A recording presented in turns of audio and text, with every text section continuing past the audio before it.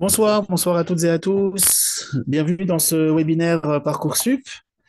Alors, je suis Franck Atlan, très heureux de vous retrouver ce soir. Vous êtes déjà très nombreux, donc on va généralement attendre un petit peu quand même que les gens se connectent, mais on va quand même démarrer notre présentation. Donc déjà, merci de votre présence ce soir.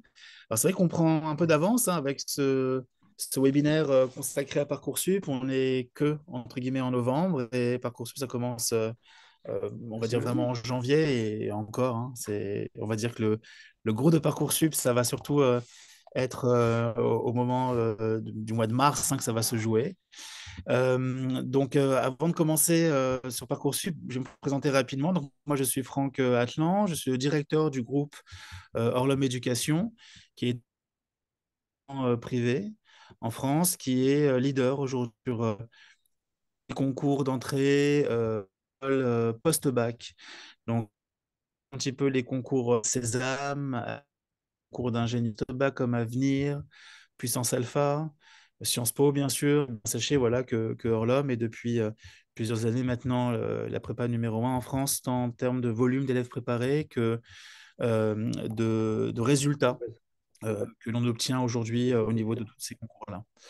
Je vous demanderai juste de couper vos micros à tous, s'il vous plaît, ce sera beaucoup plus simple pour moi. Voilà, merci beaucoup. Et, mais Orlum, enfin, donc on a un pôle concours, mais on a aussi Orlum un pôle BTS. Hein, c'est le premier BTS de France aujourd'hui. Et on va avoir donc dans ce pôle BTS 19 filières auxquelles on prépare. Et non, par contre, il faut vraiment éteindre vos micros, s'il vous plaît, tous, ou sinon, il faut éteindre moi-même. Mais bon, laissez-moi voir ça. On va voir si je peux l'éteindre, c'est peut-être plus simple. Je vous laisserai la parole, bien sûr, au moment où il faudra, il n'y a pas de problème. Merci beaucoup en tout cas. Et tout simplement, voilà, je voulais juste vous dire qu'on a effectivement au sein du groupe Orlum, on a ce pôle concours et ce pôle BTS. Pour le pôle BTS, on a 2300 étudiants cette année, dont la moitié en alternance, le reste en initiale. Et d'ailleurs, le BTS est une filière intéressante pour ceux qui veulent faire du BTS un tremplin pour intégrer des écoles à Bac plus 2, pour ensuite avoir un Bac plus 5. Souvent, on ne sait pas, mais c'est plutôt un bon plan, le BTS. On a beaucoup d'élèves, nous, à Orlum, qui font notre BTS plus parce qu'ils font un BTS plus une préparation au concours qui fait qu'à Bac plus 2, ils intègrent tous une super école pour ensuite faire un Bac plus 3, plus 4 et plus 5. Alors, Parcoursup. Parcoursup, c'est un moment, évidemment, qui est toujours un petit peu, on va dire, source de stress pour les parents parce qu'il y a beaucoup de sujets généralement qui sont évoqués autour de Parcoursup. Il y a une espèce évidemment de doute quant à la capacité de Parcoursup à faire son travail correctement. Très souvent, Parcoursup est entaché d'une forme de sélection parfois arbitraire, de quotas maintenant, on parle de discrimination positive, on parle de beaucoup de sujets. La question est de savoir est-ce que ces sujets sont si récurrents pour que on se dise bah, c'est plié d'avance, il n'y a rien à faire. Eh ben, la réponse est non. Ces cas restent très rares. Donc le fameux cas du copain qui était premier de la classe avec 19 de moyenne et qui n'a rien eu en médecine, évidemment que c'est des cas très rares. C'est partie des petits cas un peu border de Parcoursup qui fait que parfois, bien, effectivement, il y a des mauvaises surprises. On a toujours chaque année, évidemment, un ou deux cas d'élèves qui n'entrent pas à Sciences Po alors qu'ils ont des 18 de moyenne générale, qu'ils ont eu 20 à l'oral de français, qu'ils ont des super appréciations et pourtant ça ne passe pas. Mais c'est un cas, c'est deux cas. Il y a pas que deux places à Sciences Po, il n'y a pas que trois places au sein de la fac d'Hydro-Saclay en médecine ou Saint-Antoine. Donc, à un moment donné, si vous voulez, il faut juste se dire que ces cas, c'est des cas sur lesquels on va toujours mettre la loupe, on a toujours l'impression que c'est vraiment ça, Parcoursup, mais c'est pas vrai. Parcoursup, ça reste globalement une plateforme qui est pour moi la meilleure de ce qui a pu exister depuis plusieurs années. Hein. Donc, soyez tranquille hein, sur Parcoursup, vous n'aurez pas tant de mauvaises surprises que ça si tout est bien fait comme il se doit. Alors, l'idée maintenant, c'est de se dire pourquoi est-ce qu'on prend de l'avance. Moi, ce soir, je ne voulais pas vous faire un webinaire Parcoursup trop douloureux avec tous les aspects trop techniques de la plateforme.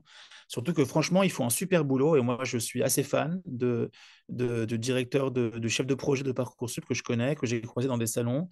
Je trouve qu'ils ont fait un super boulot sur Parcoursup. On est arrivé quand même à un niveau aujourd'hui d'information qu'on n'a jamais eu dans les années précédentes.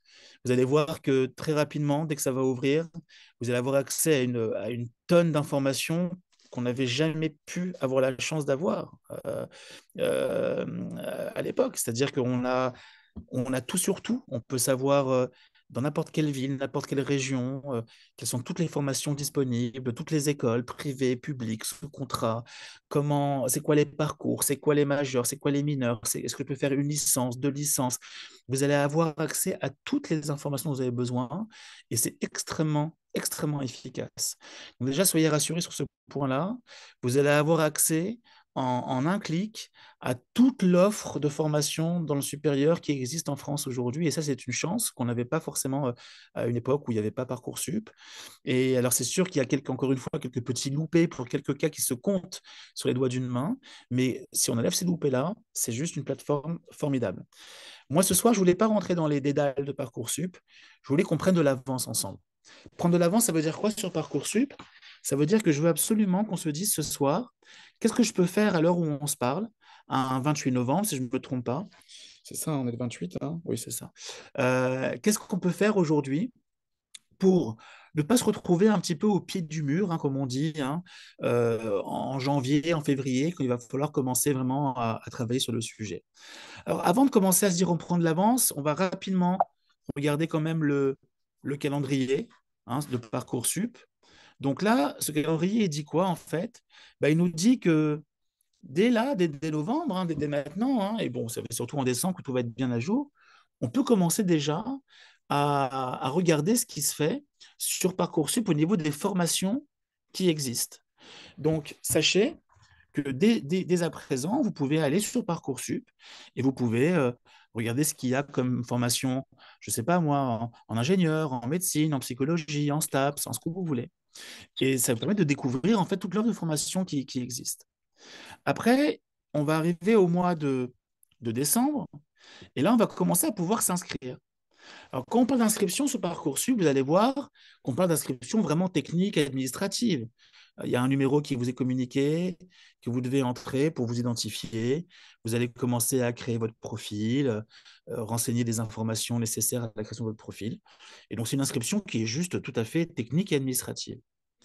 Et là, on va voir qu'on a une période assez longue finalement, qui est qui court du 17 janvier au 14 mars, qui va être une période finalement très longue, où on va commencer ce qu'on appelle à formuler ses vœux.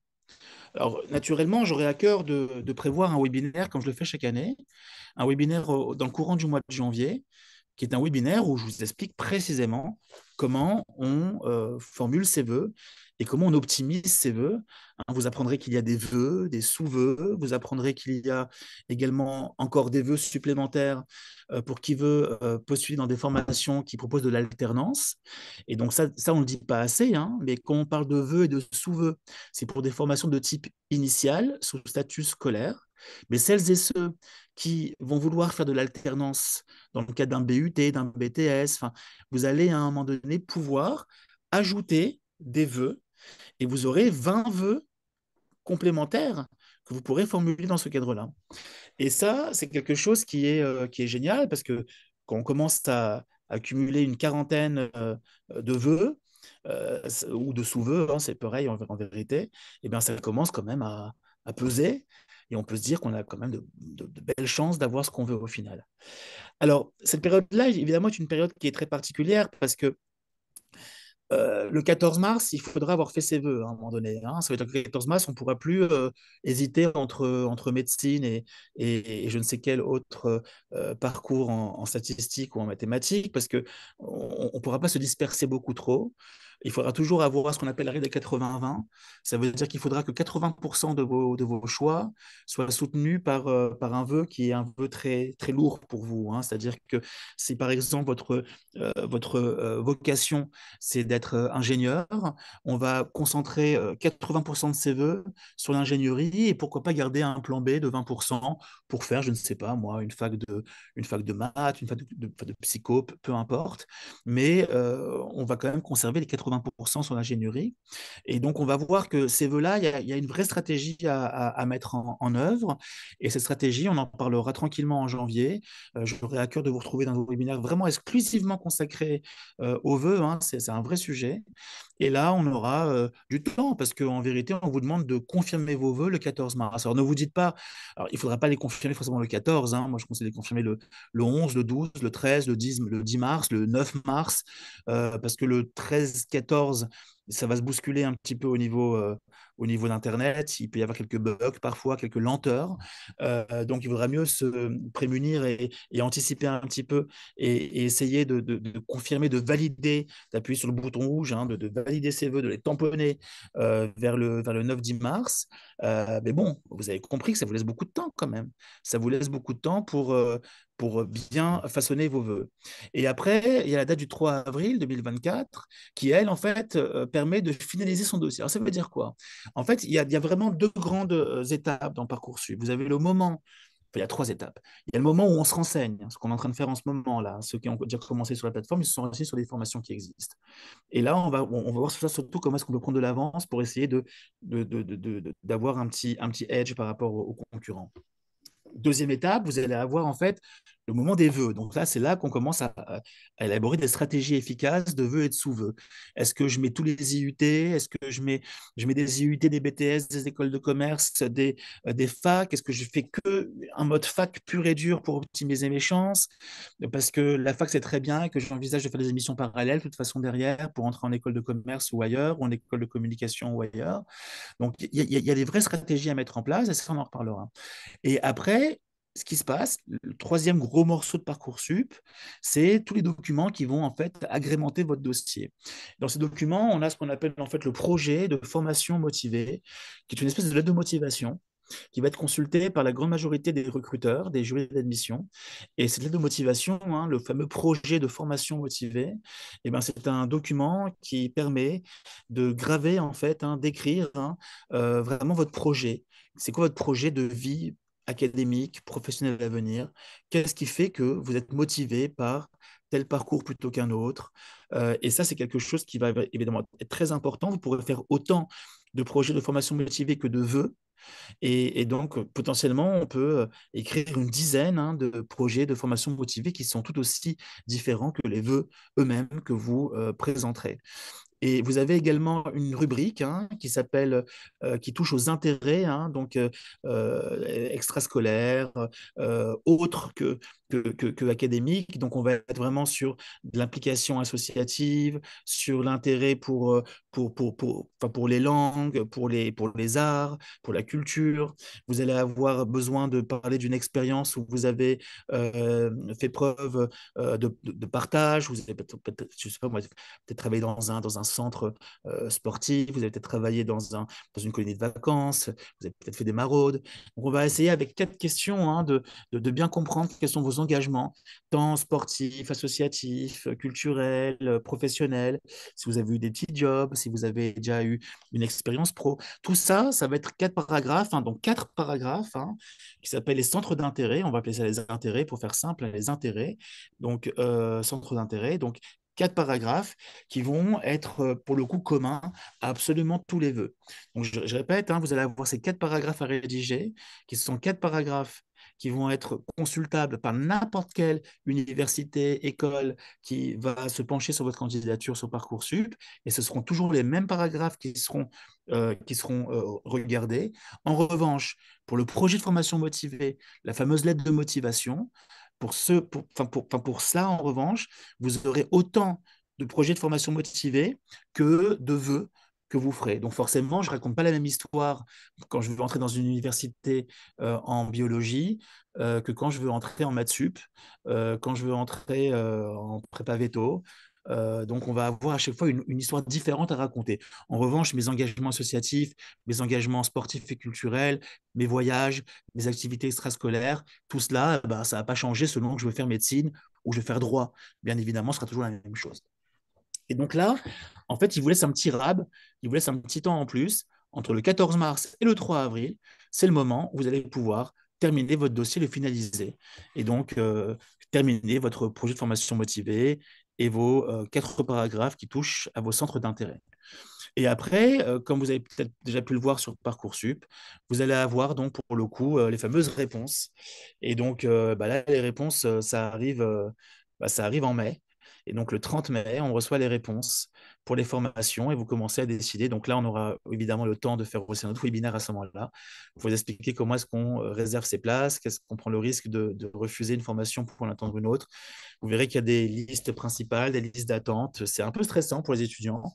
Mais bon, il y a quand même aussi de très bonnes nouvelles. C'est que généralement, on a des étudiants pour qui ça se passe plutôt bien et qui ont toujours eu une, deux, trois bonnes réponses positives. Et donc là, ils vont pouvoir généralement se fixer sur le sujet. Donc moi, juste retenez une chose, j'aurais vraiment à cœur de vous retrouver dans le cadre de webinaires vraiment spécifiquement consacrés aux vœux. Je vais faire un webinaire aussi sur le projet de formation motivée avec des exemples de lettres de motivation, hein, parce que je dirige une collection chez Sudirama qui s'appelle Le choix du succès. Et nous avons écrit 2 ouvrages avec mes professeurs, mes auteurs, sur Parcoursup, justement. Alors, sont 2 ouvrages de Parcoursup spécifiques aux écoles de commerce d'un côté et un autre ouvrage enfin pas aux écoles de commerce, mais aux études de commerce, de gestion en général, et un autre ouvrage qui est consacré aux filières ingénieurs, en fait. Hein. Donc, on a une filière commerce management, une filière ingénieur, ce qui sont les 2 grosses filières quand même de Parcoursup aujourd'hui, hein, qui sont les plus demandées. Et on va avoir, on a écrit 2 ouvrages sur le sujet.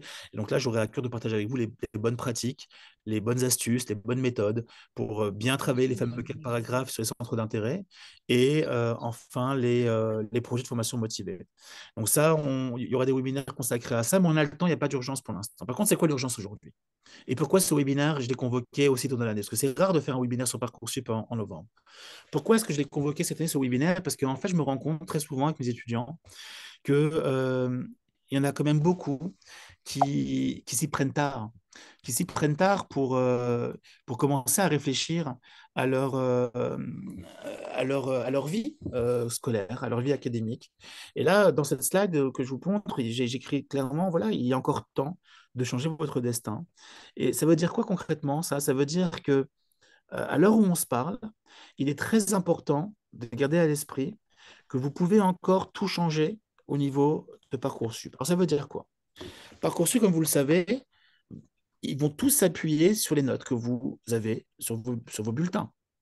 Ça veut dire que la première chose qu'on regarde en tant que recruteur, et d'ailleurs hors l'homme hein, et sur Parcoursup, hein, donc nous avons l'envers du décor, c'est-à-dire que nous sommes à la fois accompagnants d'étudiants qui doivent faire leurs preuves sur Parcoursup, donc on aide les étudiants à y voir clair, on aide les étudiants à tirer le meilleur de Parcoursup, mais on a aussi l'autre vision, nous, c'est que nous sommes une école, et nous sommes sur Parcoursup, sur toutes les filières BTS en alternance. Et donc on a chaque année, l'année dernière, on a eu par exemple 18 000 personnes qui ont émis un vœu en France pour rejoindre Orlom via Parcoursup. Donc on a l'envers du décor, et je peux vous garantir que quand on reçoit 18 000 candidatures et qu'on veut faire son travail correctement, eh bien là, je peux vous dire qu'est-ce qui se passe dans une école voilà, qui reçoit 18 000 candidatures. Comment ça se passe? Ben, je peux vous garantir que on analyse tout. On analyse tout. Moi, je travaille à Orlom avec 140 professeurs. Les 140 professeurs, ils reçoivent chacun leur CV, enfin leur CV, leur dossier Parcoursup. Donc, ils ont accès à la plateforme. Et, on en donne une centaine à l'un, une cinquantaine à l'autre. Un qui dit qu'il n'a pas le temps, il ne regarde que 20. Un qui a vraiment du temps, il en regarde 200. Et comme ça, on arrive à faire en sorte que toutes les candidatures sont bien étudiées par nos différents professeurs. Alors, nous, c'est des professeurs qui évaluent avec évidemment des grilles de lecture bien précises. Mais sachez que chaque professeur lit les bulletins, mais précisément. Ça veut dire qu'on va regarder les notes dans différentes matières, les appréciations qui vont avec. On va regarder aussi le projet de formation motivé quand on a un doute, parce qu'on sent que l'élève, il y a un truc On sent qu'il a deux, trois matières fortes, mais quelques matières faibles. On va essayer de comprendre pourquoi. On va essayer de comprendre est-ce qu'il s'est peut-être pas perdu un peu en cours de route en appuyant uniquement sur les matières qu'il pensait être importantes pour son projet académique après le bac. Donc, on va essayer de comprendre s'il y a une forme de cohérence. Et donc, je peux vous dire que tous mes professeurs à Orlum, quand on est nous de l'autre côté de l'ordinateur, hein, de l'autre côté de la barrière, vous êtes en tant qu'élève, nous on est en tant qu'école, et ben, je peux vous garantir qu'ils regardent chaque dossier qu'on leur confie.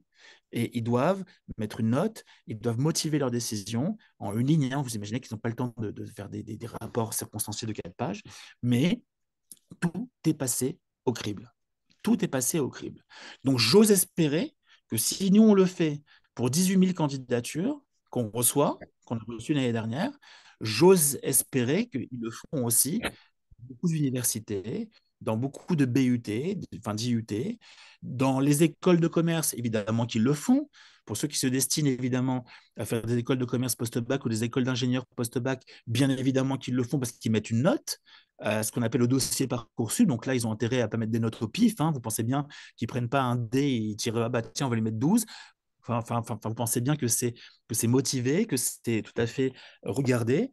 Et même dans les universités, je sais par exemple qu'à SAS, en droit, ils regardent chaque dossier, chaque ligne de notes.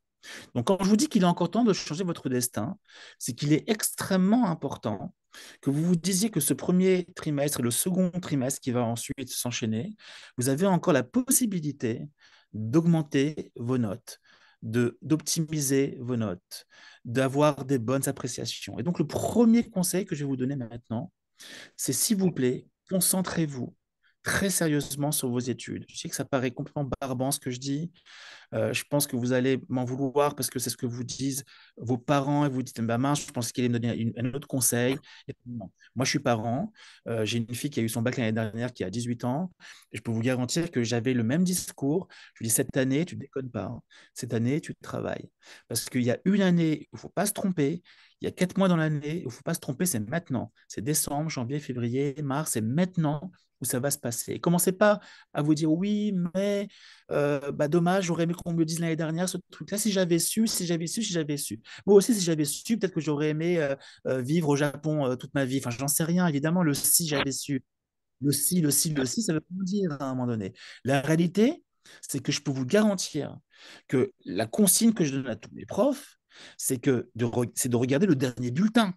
Je sais pas, ils vont pas remonter à la première ou je ne sais quoi. Enfin, à un moment donné, on reste vraiment sur le dernier bulletin. C'est ça le plus important. Donc, vous avez encore la possibilité de vraiment changer les choses. Et je vais vous dire mieux. Imaginez que votre premier bulletin du premier trimestre, il n'est pas dingue. Moyenne un peu bof, comme ça, quelques appréciations un peu tordues, parce qu'on sait très bien que les bulletins arrivent bientôt, là, hein, dans les foyers. Mais imaginons que c'est pas dingue. Bah, si le deuxième bulletin, il est bon, franchement, il y a un moment donné où on va se dire waouh, il s'est motivé, le gosse. Il a envie de changer un peu les choses, il veut améliorer un petit peu les choses, il s'est mis à travailler. Et nous, on préfère toujours ceux qui se mettent à travailler et qui déclenchent un cycle, un cercle vertueux à un moment donné, plutôt que quelqu'un qui reste moyen tout le temps ou bon tout le temps. Donc, c'est oui, cette progression va être visible. Et là, on va se dire waouh, il s'est mis au travail, c'est exactement ce que je veux chez moi. Ça, c'est quelqu'un qui, à un moment donné, progresse, qui se met à bosser. Et ça, c'est quelque chose que vous devez garder à l'esprit. Maintenant, vous devez vous dire, oui, mais d'accord, c'est bien gentil ce conseil à la noix. Mais moi, je suis une bille en maths. Je suis pas très fort en anglais. C'est trop tard. Non, c'est pas trop tard. Non, non. En fait, non, en fait, c'est pas trop tard. Voilà. C'est pas trop tard. Maintenant, c'est trop tard, évidemment, si vous comptez continuer à être sur votre téléphone, que vous continuez à trop sortir ou à sortir tout court le week-end ou même en semaine. Moi, je pars du principe que là, on est sur 3 mois où vous avez encore la possibilité d'améliorer vos notes. C'est évident. Alors, on ne vous demande pas d'arriver à 19 sur 20 de moyenne en maths, mais si vous êtes à 11 ou à 12, visez le 15, mince. Visez le 15. Et le 15, franchement, c'est jouable, quoi. Il faut travailler jusqu'à 22 heures, 23 heures. Il faut plus sortir le week-end. On peut se faire un Eh ben, cinéma, mais excuse-moi, mais moi, je m'en fous aussi. Hein, attends, c'est pour toi que je fais ça. Hein. J'ai autre excusez-moi, chose il y a à le faire que micro. d'écouter Parcoursup. C'est toi qui devrais être à ma place. Hein.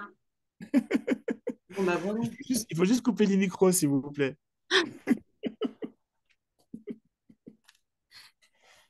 Bon, moi, je suis pas là pour après, vous mettre en porte-à-faux avec vos parents. Moi, je suis là pour vous donner des conseils de directeur d'école. Voilà, je gère 4000 élèves chaque année. Je peux vous garantir que j'en ai vu passer des choses. Et moi, je suis là parce que je vous parle comme je parle à mes propres enfants. À un moment donné, je vous dis franchement, s'il y a un moment dans votre vie là, où vous devez vous faire violence, où vous devez entrer en religion, c'est maintenant, quoi. C'est maintenant. Et c'est très jouable, quelle que soit la matière. Ça, c'est le premier conseil. Croyez-y. On n'est pas en train de vous dire de passer de 11 de moyenne ou 10 de moyenne à 19. C'est pas ce que je suis en train de dire. Hein. C'est pas ce que je suis en train de dire. Hein. Je suis en train de dire qu'on passe de 10-11 à 14, de 12 à 16, de 13 à 15 et demi. Et ça, c'est tout à fait dans vos cordes. Il faut juste vous botter les fesses et y aller, quoi. Ça veut dire se lever plus tôt, se coucher plus tard, arrêter les sorties, poser son téléphone. Et Dieu sait que c'est pas facile hein, de poser son téléphone, hein, franchement. C'est pas simple. C'est pas simple. Mais bon, vous savez, on peut dire ce qu'on veut, hein, les parents hein, qui écoutent ce soir. On peut dire que nous, à notre époque, moi j'ai 46 ans, on peut dire qu'à notre époque, oui, quand j'avais 18 ans, il n'y avait pas le téléphone, c'était autre chose. Mais il n'y avait pas le téléphone, il y avait la télé dans la chambre. Moi, j'avais une télé dans la chambre, enfin dans ma chambre. Donc, quand c'était pas TikTok, c'était un jeu télévisé. Quand c'était pas un jeu télévisé, c'était une série à la noix à 22 heures. Donc, quand c'était pas comment dire, la télé, c'était l'ordinateur. Quand c'est pas l'ordinateur, c'était les jeux vidéo. Quand c'est pas les jeux vidéo, c'était les sorties à la piscine et avec les copains dans les bars et dans les boîtes. Donc, à un moment donné, il y a toujours une bonne excuse pour dire qu'on ne se met pas à travailler. Évidemment que les pièges, ils ont toujours été nombreux. Mais typiquement, là, on parle de se prendre en main.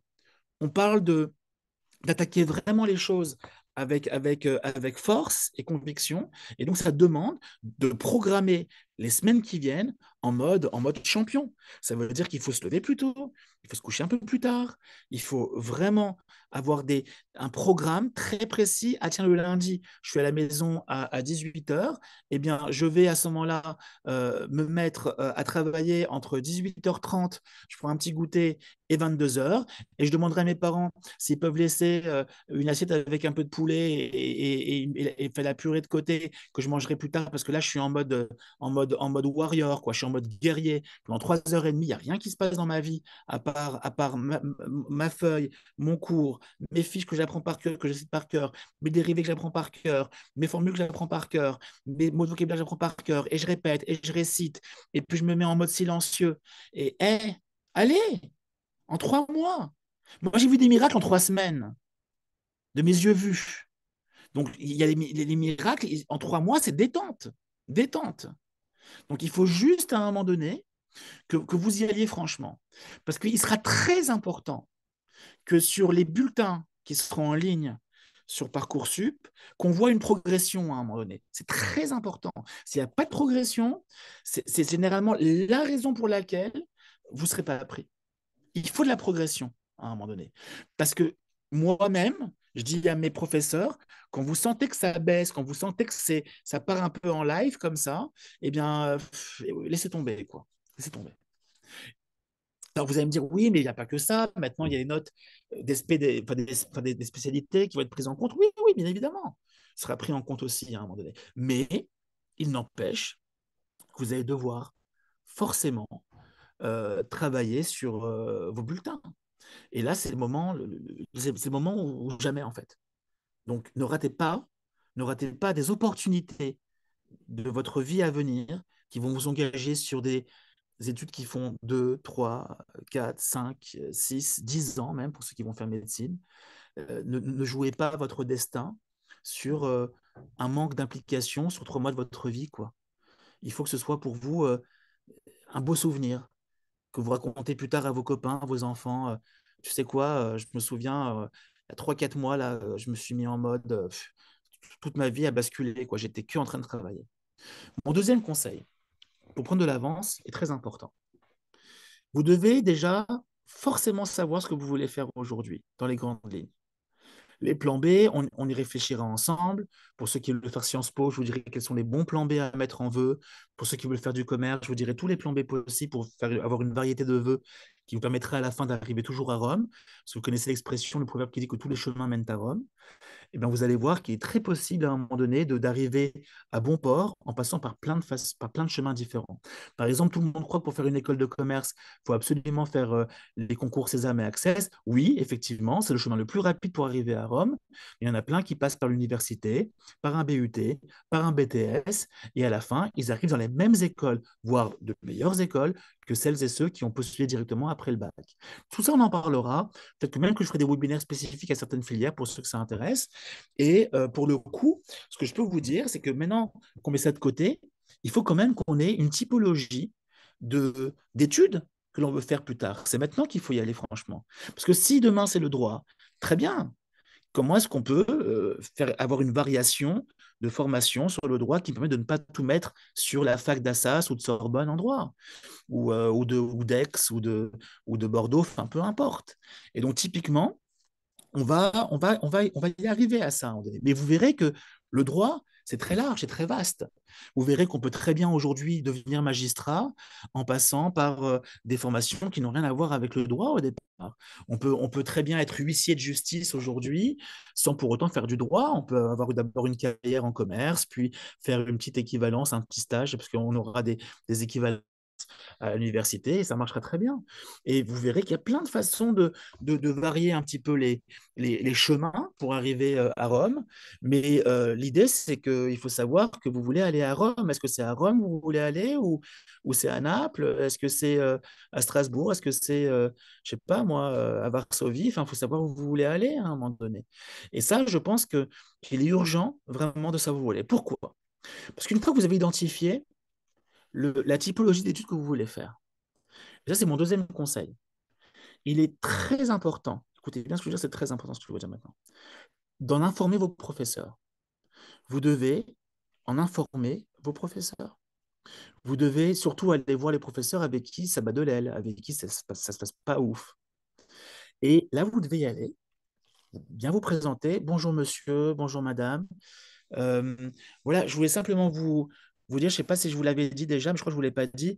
Moi, j'envisage l'année prochaine de faire sûrement une école de commerce ou une prépa HEC. Alors, je sais que pour la prépa HEC, ça va être un peu dur, hein. Vous avez vu mes notes depuis l'année dernière en maths, je suis à 12 et je sais qu'en prépa HEC, ils demandent au moins 15. Donc voilà, bon, ben, je voulais juste vous dire que je voulais faire ça plus tard et que là, ça y est, je me suis mis au travail, quoi. J'espère que ça va marcher parce que franchement, votre matière, je m'accroche, c'est pas toujours facile pour moi. Mais là, ça y est, quoi. Je me suis mis à travailler comme un fou et j'espère que ça marchera.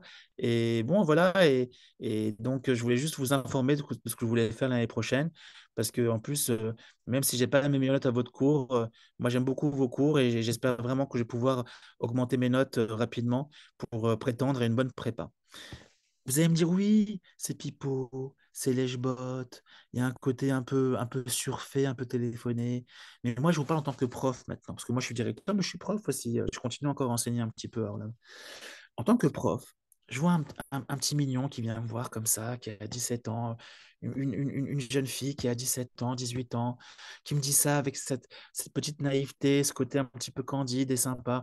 Je me dis, franchement, je ne peux pas après me retrouver au moment des appréciations sur Parcoursup et saquer l'élève. Ça n'existe pas, à part si vous tombez sur vraiment un sale type ou une sale prof, quoi. Mais c'est rare quand même. C'est rare, c'est très rare. Ça arrive quasiment jamais.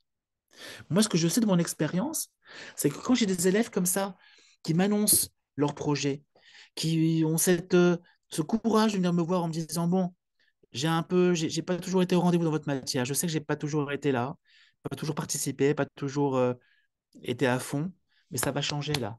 Je suis à fond. Après, il faut changer aussi, naturellement. Et c'est là qu'on a les meilleures appréciations. C'est là qu'à la fin, les professeurs vont mettre une appréciation qui cartonne. Parce qu'ils vont mettre à progresser et déterminé, c'est ce qu'il veut faire, il est impliqué, il sait pourquoi il est là, quoi, en gros. Et ça va tout changer dans le mindset des recruteurs. Ils vont se dire, waouh, on a affaire à un gosse qui s'est pris en main, dont euh, les professeurs croient en lui.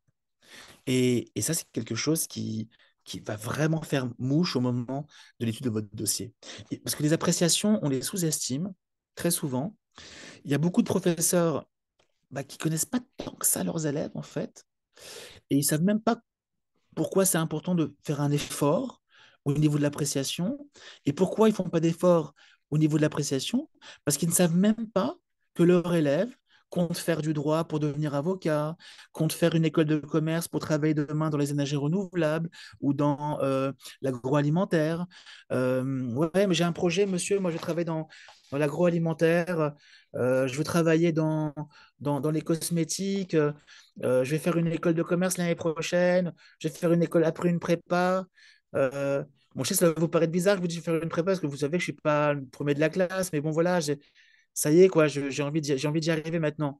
J'espère que c'est pas trop tard, hein, franchement, mais moi, je compte me mettre à fond, monsieur.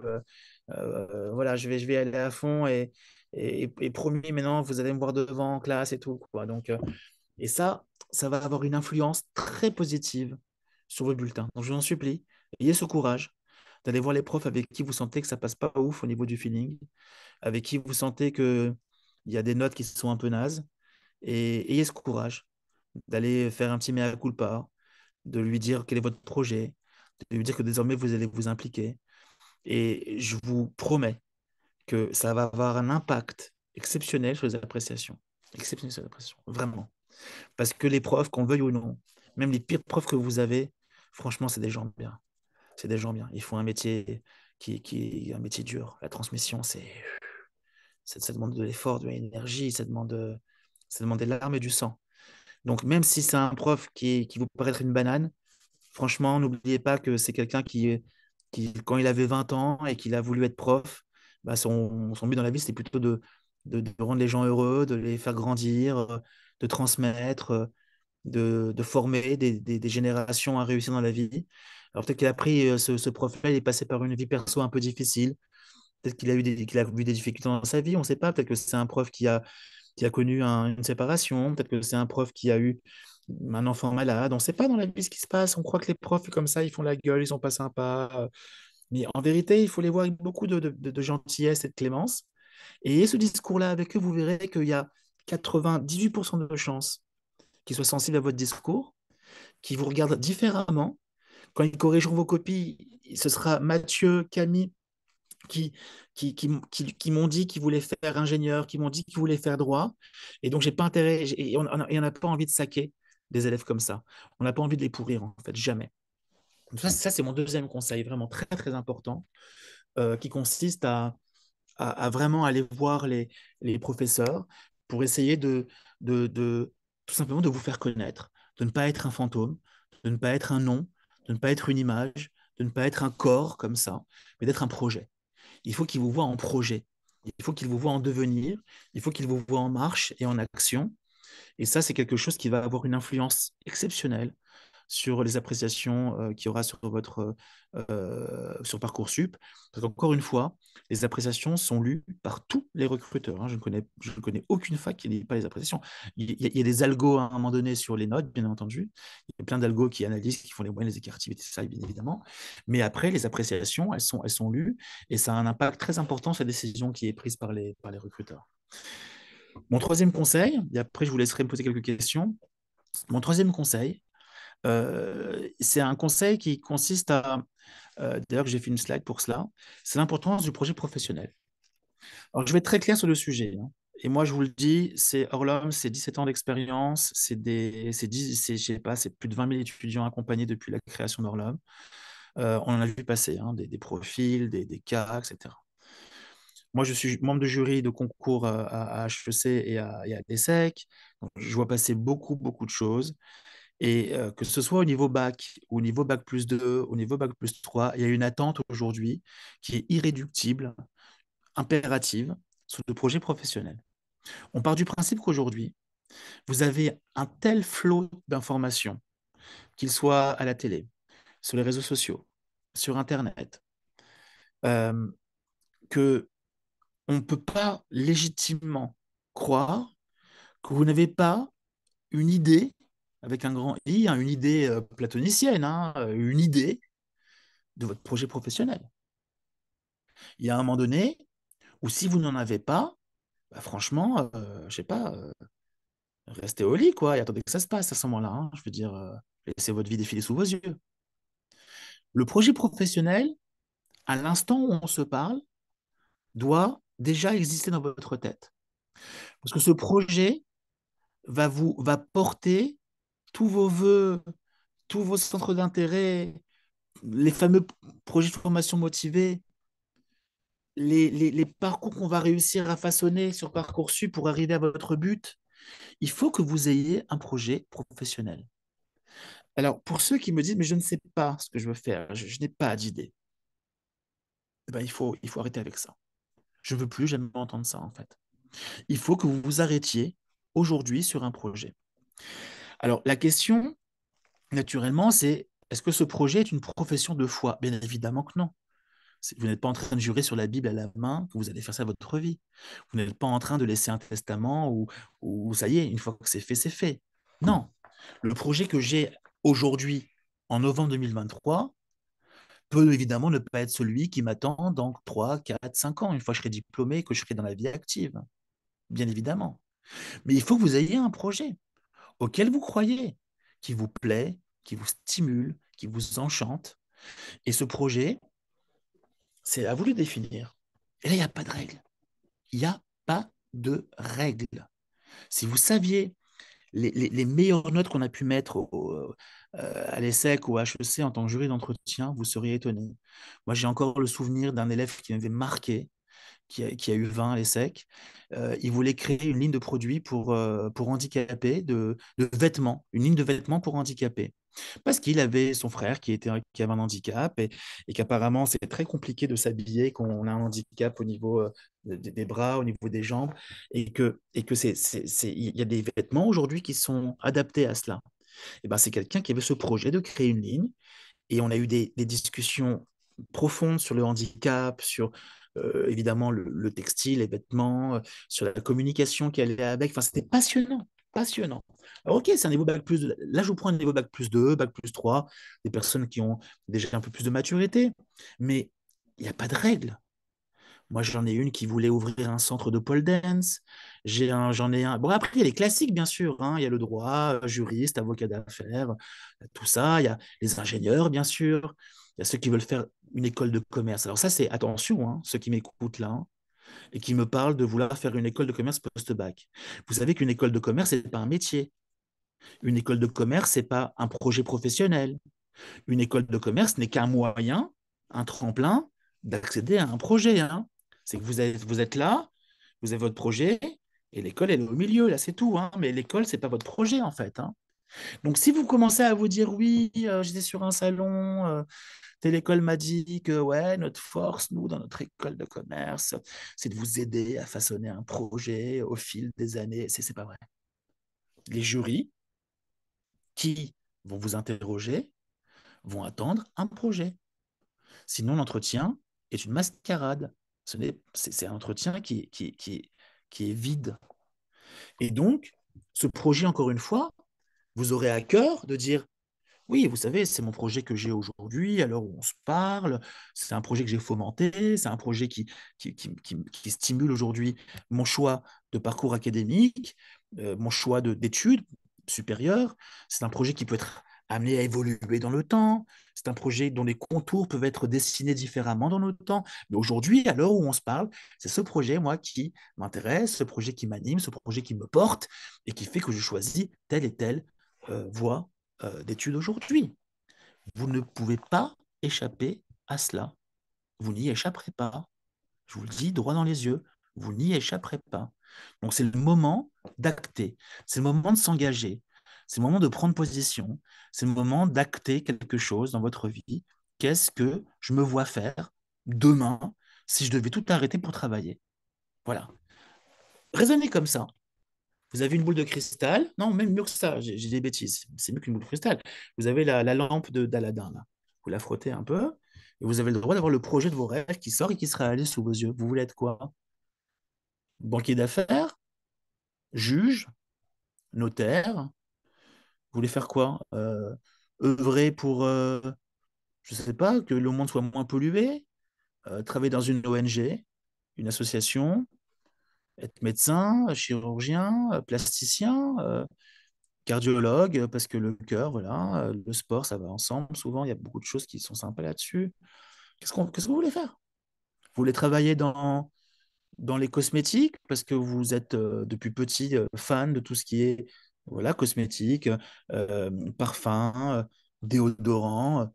Ça vous plaît? Vous avez un vague souvenir de votre adolescence avec une transpiration abondante et vous êtes intéressé de près aux différents types de déodorants et que vous trouvez ça super sympa comment il y a des déodorants sans alcool avec de la pire d'Alain, Etiaxil qui bloque toute la transpiration. Enfin, j'en sais rien, mais pourquoi pas? Je veux dire, où est le problème? Il faut que vous ayez quelque chose qui vous porte, quelque chose qui fait un peu briller vos yeux.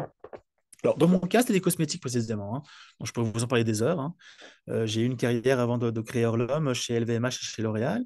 Je travaillais chez Christian Dior à New York, chez Shiseido aussi, pour le coup, Shiseido à Tokyo. Et puis après, j'ai travaillé chez L'Oréal à Paris, chez Kerastase, chez L'Oréal Paris. Après, j'ai eu la chance de travailler chez Lascade. Lascade, c'est un ensemble de marques que vous connaissez tous, hein. C'est déodorant Ushuaïa, Narta, Menen, Dop, Jean-Louis David, Jacques Desange, Mixa. Il y a énormément de marques. Et moi, j'avais la chance de gérer les marques Dop et Ushuaïa pour la France. Et donc, vous créez les produits, vous les commercialisez. Bon, moi, j'adorais ça. J'adorais les parfums, j'adorais sentir. Je me souviens que je piquais le parfum de ma mère, je sentais. J'aimais bien regarder un peu tout ce qui était fond de teint, maquillage. Je voyais comment mes sœurs et ma mère étaient toujours là à vouloir être belles, à vouloir être toujours être sûre d'elles, confiante par le maquillage, par le soin. Et ça m'a toujours intéressé. Bon, bah, j'en ai fait un projet. Alors, en l'occurrence, il s'est réalisé pendant quelques années. Puis après, j'ai dit stop, ça m'a saoulé. Je suis passé à autre chose et je suis devenu le directeur d'école que je suis et qui aujourd'hui passe chaque journée de sa vie en me disant merci, merci mon Dieu de faire enfin, que je suis là aujourd'hui. Quoi. Je prends un plaisir fou à faire mon travail aujourd'hui et je ne voudrais pas faire autre chose. Et typiquement, bah voilà, comme quoi mon projet, bah, il s'est arrêté. Donc, comme je vous dis, hein, vous, c'est l'automobile, c'est les voyages, c'est la biologie médicale, euh, un laboratoire d'analyse, je sais pas moi, ça peut être quoi? Ça peut être être opticien, ça peut être je sais pas, être prothésiste dentaire, enfin, ce que vous voulez, quoi. Je veux dire, c'est vous qui choisissez, en fait. C'est quand même beau, ça peut être le marketing digital. Et donc, ceux qui font une école de commerce, faites attention. On va vous attendre sur un projet. Donc, ayez un projet. Et si vous n'avez pas de fonction en tête, parce que c'est dur de savoir se faire du marketing, de la communication, vous ne savez même pas ce que c'est. La comptabilité, la stratégie, les ressources humaines, le digital, c'est sûr qu'on ne sait pas ce que c'est. Par contre, votre projet peut être porté par un secteur d'activité. Et ça, c'est génial. Moi, c'est le sport qui m'intéresse, sous toutes ses formes.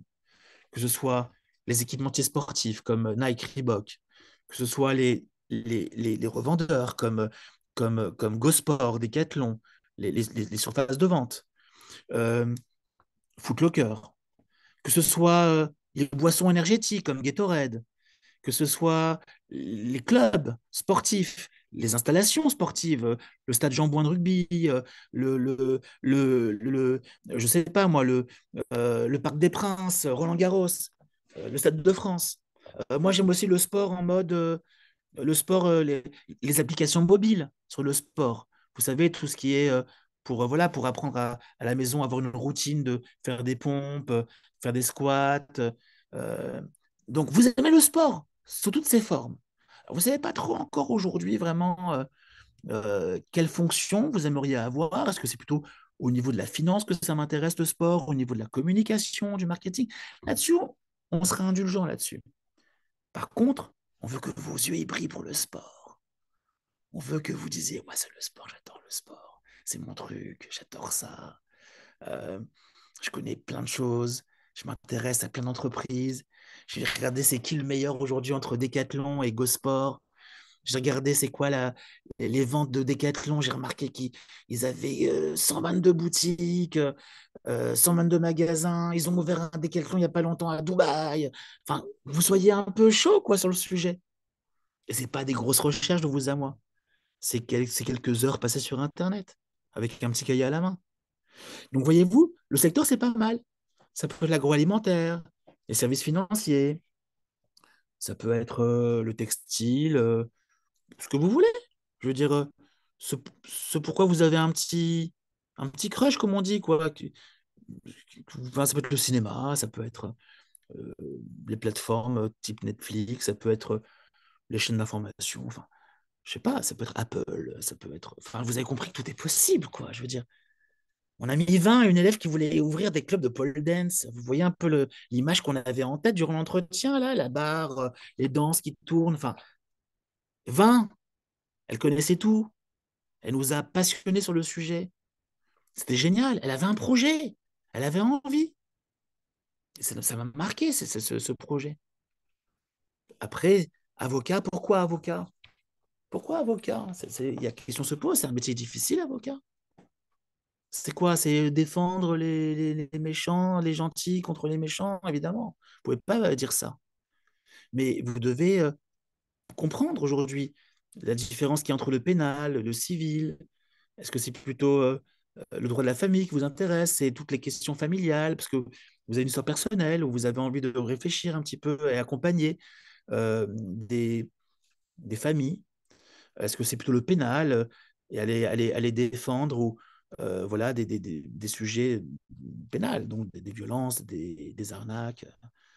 euh, Est-ce que vous trouvez que c'est une vocation? Vous trouvez ça passionnant? La variété des missions qui vous sont proposées, l'exigence du droit, le fait que c'est une discipline qui est en perpétuelle évolution avec la jurisprudence, avec les projets de loi qui sont votés dans les différentes assemblées. Donc vous allez avoir, si vous voulez, à un moment donné, énormément de raisons de vouloir faire ça. Il faut que vous choisissiez ça aujourd'hui. C'est maintenant qu'il faut choisir, parce que tout ça, ça va être porté. Donc n'ayez pas honte d'avoir un projet, quel qu'il soit. Mais une fois que vous l'avez acté, une fois que vous l'avez écrit, arrêtez de changer. Creusez. Creusez. Allez apprendre jusqu'à qui est le PDG de telle boîte, qui est aujourd'hui le président de la troisième chambre à Paris, qui est, qui sont les trois avocats que tout le monde s'arrache aujourd'hui dans le pénal. Quels sont les deux avocats en civil aujourd'hui qui font fureur? Qui sont les juges qui ont défrayé la chronique? Qui sont les médecins les plus cotés sur Paris aujourd'hui? C'est qui le plus grand cardiologue? C'est le premier hôpital de France? Hey, il faut, euh, il faut y aller à un moment donné. C'est très, très important. Voilà, on arrive à la fin. Je voulais montrer les petits parcours sup. Je voulais vous montrer aussi qu'on avait prévu de faire, on avait ce webinaire qui est très important, tout le monde m'a demandé, c'est comme pourquoi choisir Orlum pour préparer ce concours avec Sésame. Bon, ça, c'est pas moi qui le ferai, ce webinaire, hein, ce sera Aaron Sarfati. Donc, pourquoi choisir Orlum pour préparer ces concours? Donc, rendez-vous le 12 décembre, pour ceux que ça intéresse, hein, pour ceux qui veulent faire une école de commerce plus tard. Et là, on passe, j'ai quelques minutes pour répondre à d'autres questions, si vous le souhaitez, avec plaisir. Et pas des questions sur les vœux, tout ça, on en parlera après, hein. Vraiment sur ce que j'ai abordé comme sujet ce soir, s'il vous plaît. Pas de questions? Bon, bah, tant mieux, quand il n'y a pas de questions, c'était clair. Bonsoir. Vous présentiez des Bonsoir, ouvrages et excusez-moi. vous présentiez des ouvrages et vous avez caché la Ah, galerie. excusez-moi, C'était ils sont juste. chez, là, ils sont là. D'accord, super. Voilà, c'est deux guides qui ne coûtent pas très cher, je crois, et c'est pas mal parce que ça vous donne quand même un bon aperçu de tous les chemins possibles pour devenir ingénieur ou travailler dans le commerce et le management. D'accord. Super, merci beaucoup. Je vous en prie. Monsieur, Oui, bonsoir. bonsoir. À un moment, vous avez parlé des plans B pour Sciences Po. Est-ce que vous allez y parler plus en détail dans un autre webinaire Oui, ou... un webinaire spécial Sciences Po que je vais aborder. Bon, il n'y a pas Ah, que ok, Sciences Po, super. il y a les IEP de province aussi, bien sûr, et le Oui, concours c'est commun. ça. Et vous verrez en fait que Sciences Po, ce qui est génial, et je ne sais pas si vous le saviez, mais Sciences Po, il y a beaucoup plus de facilité à y entrer ou finalement après une très bonne licence, voire une école de commerce de premier plan, plutôt que directement Ah, après le bac. Et ça, c'est quelque chose que peu de gens savent. Et parfois, il suffit de faire une très bonne licence de sciences, de droit, et après rebondir sur Sciences Po pour y faire directement un master 1 et un master 2. On va en reparler. Ah, d'accord, merci beaucoup, monsieur. Merci. Avec Ok. plaisir. Alors, il y a une question, Franck, de Hélène. Comment motiver son enfant quand il est dans une classe excellente et qu'il est sous la moyenne de la classe dans un excellent établissement, alors qu'on ne parle que des notes pour Parcoursup, pardon. Hmm. Ben là, en fait, justement, la réalité aujourd'hui, c'est qu'il y a effectivement cette espèce de credo comme quoi on sac les grands lycées, les classes d'élite. Euh, Vraiment, je vous assure, et je sais que ça va vous énerver ce que je vais vous dire, mais vous savez ces cas où on dit tel gosse qui a fait Henri IV, qui a fait bilingue, qui a fait le parc à Lyon.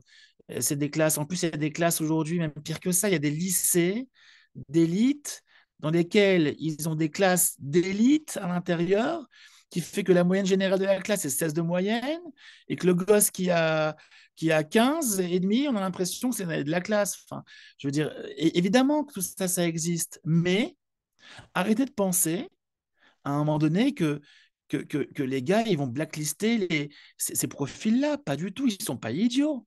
Ils sont pas idiots. Je veux dire, ils savent très bien à un moment donné que ces classes existent. Ils savent très bien que dans les très bons lycées, il y a toujours une classe avec d'excellents élèves. Maintenant, c'est quoi qui peut vous arriver de pire finalement? Ce serait d'être dans un lycée moyen, au sein d'une classe d'élite, dont la moyenne générale est faible, parce qu'il n'y a que de très bons élèves et que les profs sac. Bon, bah déjà, il fallait réfléchir à deux fois avant de rester là-dedans. Bon, pourquoi pas. Mais, mais quand bien même il y aurait ça, généralement, si l'étudiant est bon, il a eu des bonnes notes au bac français. Si l'étudiant est bon, généralement, il a une moyenne générale, je veux dire, il est bon dans toutes les matières. Donc, quelque part, on s'en fiche que vous n'ayez que 13 de moyenne, mais si c'est 13, 14, 15, 13 et demi, 14, 14 et demi, 13, ça suffit largement pour avoir des bonnes facs. Il n'y a pas besoin d'être à 19 tout le temps, en fait. Du tout, du tout. N'oubliez pas que tous ces cas où on a vu tel élève sortir, qui était premier de sa classe dans un très bon lycée parisien, qui a rien eu, c'est un cas, c'est deux cas. Ça s'appelle les loupés de Parcoursup. Bon, qui sont jamais des vrais loupés au final, je veux dire. Bien sûr, on a l'impression que ça arrive beaucoup parce que tout d'un coup, il y a BFM qui met l'accent sur ce profil-là. Le petit Mathieu, qui avait 19 au lycée Henri IV, n'a eu aucun vœu. Ok, on a fait son article sur lui, il est content, il passe sur BFM, enfin, il n'est pas content, il passe sur BFM. C'est un sur combien? Sur 700 000. Donc, non, pas de parano, vous inquiétez pas. Et si maintenant on parle d'un enfant qui est un peu en souffrance ou un peu découragé parce que c'est une classe où il n'y a que des bons, bah franchement, il vaut mieux être à la queue des lions qu'à des renards. Et on se motive, et on se bat. Et au final, je peux te dire que même quand on est moyen dans une classe d'élite, les profs, ils ne mettent pas des appréciations moyennes. Ils disent quand même que ça se passe bien. Faut pas déconner non plus à un moment donné. Il y avait une autre question, Aaron? Oui, il y a la question de Gaspard qui demande est-ce que les lycées français étrangers sont regardés différemment? Alors ça, on m'avait posé la question une fois avec des parents qui sont à Barcelone. Non, je crois pas, hein. Parce qu'en fait, ils reviennent sur Parcoursup comme si rien n'était, hein. Et il me semble que les lycées français sont rattachés à des À des régions, académies, à à des des académies académies. qui sont pas toujours à Paris, ouais, absolument. C'est ça. Non, ça change rien pour Donc, moi. ouais. Enfin, ça change rien. En fait, c'est un avantage, hein. Généralement, c'est des gosses bilingues. C'est des gosses qui ont une super culture à raconter, qui cartonnent la partie centre d'intérêt parce qu'ils ont vécu, je sais pas, à New York, à Barcelone, à Madrid. Enfin, bon, voilà, quoi. Ils ont des avantages, évidemment, tous ces gosses qui viennent de l'étranger. Ah, il y avait aussi une question pardon, de Madame Sauvageon qui disait, vous parlez des notes et du fait qu'il faut progresser. Or, dans le lycée de ma fille, ils sont au semestre, donc un seul bulletin de terminale sur Parcoursup. Aïe. Bon. Euh, Dans ce cas-là, il faut attendre les notes d'ESP et commencer à influencer les profs pour avoir des bonnes appréciations. C'est un travail qui prend du temps et qui paye. Bonsoir. Bonsoir. Bonsoir. Je me demandais si vous feriez aussi une présentation un jour sur l'audiovisuel. Mon fils, il est en terminale. L'audiovisuel.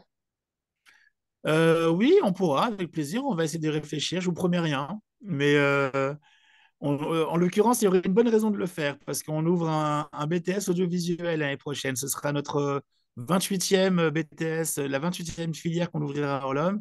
C'est de audiovisuel option montage. Donc peut-être qu'on d'ici là, Ah bah, on c'est aura. justement ça qui intéresse mon fils. Ouais, écoutez, je vous promets rien, mais on va se pencher sur le sujet vraiment, parce que d'abord, ça nous intéresse, nous, de creuser le sujet avec nos professeurs, et certainement que je serai pas seul à le faire, parce que ça demande quand même pas mal d'expertise. Mais OK, promis qu'on réfléchit. Super, je vous remercie. Bah, merci à tous en tout cas. Passez une très très bonne soirée. Et je vous donne rendez-vous donc le 12 décembre pour un webinaire spécifique au concours César Access. Et surtout, restez bien connectés sur vos mails parce qu'on vous enverra d'autres invitations pour d'autres webinaires. J'espère que ça a été utile. N'hésitez pas à nous écrire pour nous dire ce que vous avez aimé, moins aimé. Et on sera heureux de toujours faire mieux pour bien vous accompagner. C'est notre mission aussi à Orlum que de faire des webinaires gratuits, accessibles à tous pour aider le plus grand nombre à réussir. Bon courage et très bonne soirée à vous.